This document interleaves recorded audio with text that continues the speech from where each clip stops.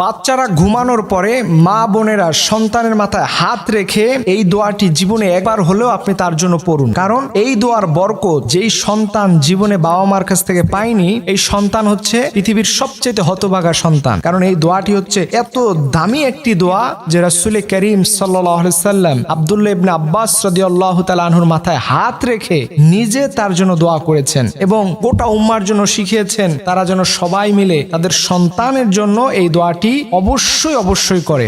ভালো মানুষে সে পরিণত হবে এবং এর মাধ্যমে তার মাথার তার ব্রেন শক্তি, তার মেধা শক্তি এত বেশি বৃদ্ধি পাবে যে আপনি কল্পনাও করতে পারবেন না। এর জন্য রাসূল সাল্লাল্লাহু আলাইহি সাল্লাম আমাদেরকে শিখিয়েছেন যে অবশ্যই এই দোয়াটি তার মাথায় হাত রেখে ঘুমানোর পরে তোমরা পড়বে, আল্লাহুম্মা ফাক্কিহু ফিদ্দীন ওয়া আল্লিমহু তাউইলা।